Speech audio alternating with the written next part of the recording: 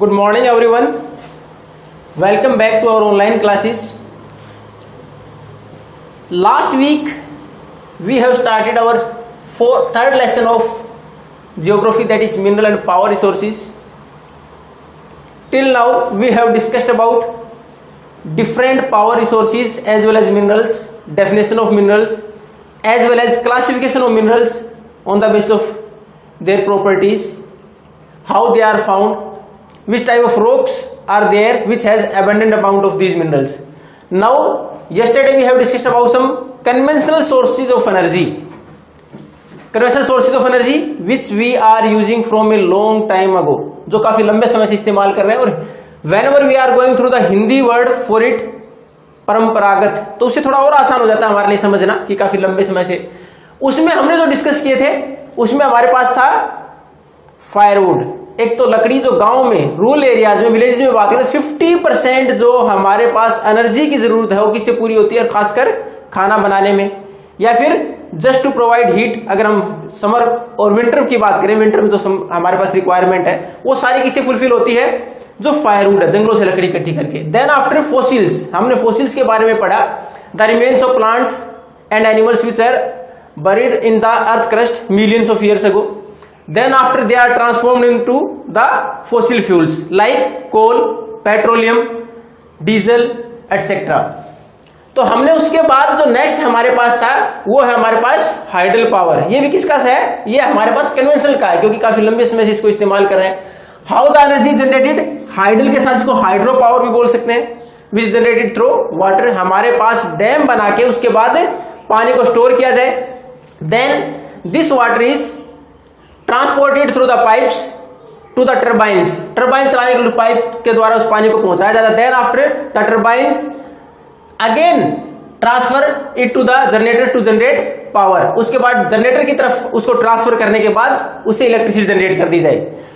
अब हमारे पास इससे नुकसान की बात करें तो कोई ज्यादा नुकसान नहीं है. क्यों नहीं है इसका, कि हमारे पास जैसे वो पानी उसके बाद जनरेट, इलेक्ट्रिसिटी जनरेट करने के बाद जो बचेगा, we can use it for irrigation. उसके बाद हम कैनल्स निकाल दे डैम्स के आगे और उसको इरिगेशन के लिए खेतों में इस्तेमाल किया जा सकता है. तो ये था हमारे पास कन्वेंशनल सोर्स का लास्ट आपकी बुक के अनुसार, जिसमें हमने पढ़ा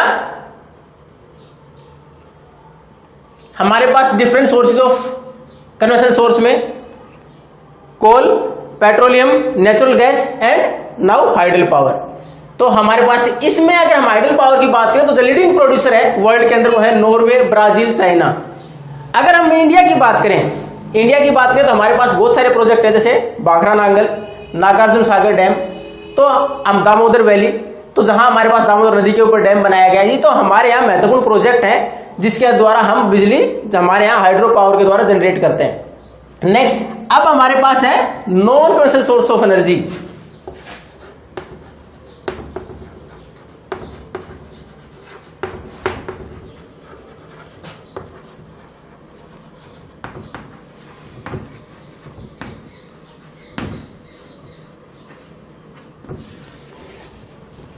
अब हमारे पास ये जितने भी थे कुछ एक को छोड़ दें तो हमारे पास ये ज्यादातर, चाहे कोल, पेट्रोलियम की बात करें तो ये हमारे पास किस प्रकार के थे, they are going to be exhaust very soon if we are going to use them it the very same pace what we are using. जिस स्पीड से हम इस्तेमाल कर रहे हैं तो कुछ समय के बाद पता चला हमारे पास कोयला है, पेट्रोलियम है, ये हमारे पास स्टोर रहे ही नहीं, डिपॉजिट रहे ही नहीं.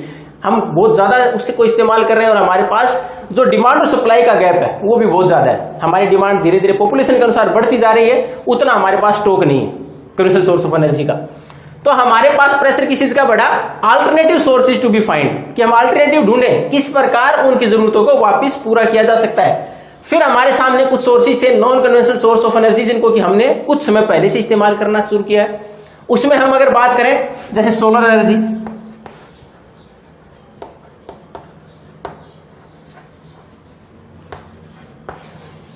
सनलाइट कंटिन्यूअस है, हमेशा मिलती रहती है, रिप्लेनिशमेंट है, लगातार आएगी. ऐसा नहीं है कि आज है कल खत्म हो जाएगा, इसको इस्तेमाल कर लिया गया. तो हम टेक्नोलॉजी डेवलप करने के बाद इस सोलर एनर्जी को, जो सूर्य की हीट है, इसको जनरेट करने में, इलेक्ट्रिसिटी जनरेट करने में इस्तेमाल करें. और वी आर यूजिंग इट, आज हम कर भी रहे हैं इस चीज को.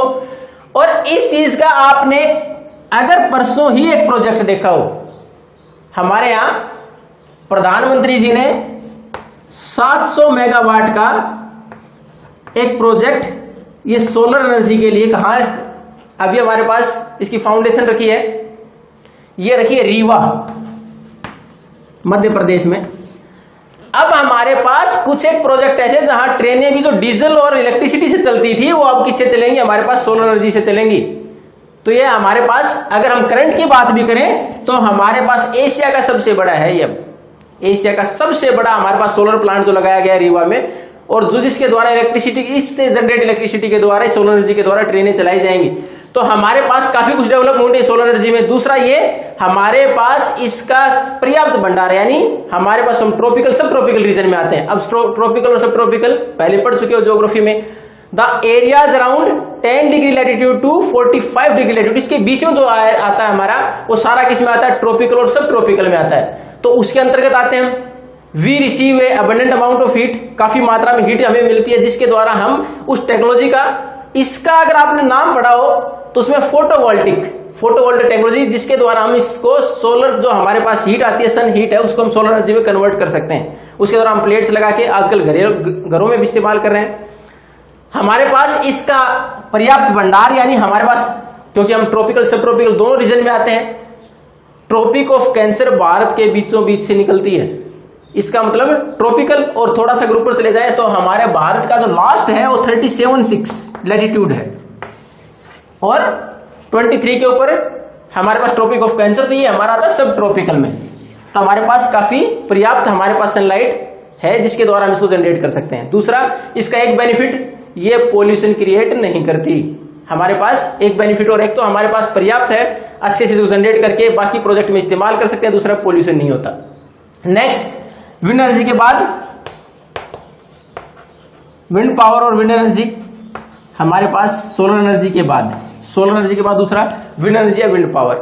इसी प्रकार हमारे पास माउंटेनियस एरियाज में और कोस्टल एरियाज में हमने cluster of the wind mills, हमने क्या विंड मिल लगा दी, बड़े बड़े सर्कल। उसके बाद आप देखोगे हाइट, जहां माउंटेन्स एरियाज है, कोस्टल एरियाज है, उनके अंदर कि जहां हमारे पास तेज हवाएं चले, उसको ट्रैप करके again the same process what hydel power was using, turbine चलाएं, उसे जनरेटर से फिर जनरेटर इलेक्ट्रिसिटी जनरेट करें और इसका इस्तेमाल करें। हमारे पास अगर बात करें तो जैसलमेर और कुछ तमिलनाडु के इलाके ऐसे जिसमें आसानी से इस प्रोजेक्ट को सफल बनाया जा सकता है। नेक्स्ट हमारे पास अगर हम नॉन कन्वेंशनल सोर्स की बात करें, थर्मल पावर, यूरेनियम और थोरियम, उनके जो एटम्स हैं उनके डिफ्यूजन के टाइम पर जो हमारे पास एनर्जी जनरेट होती है,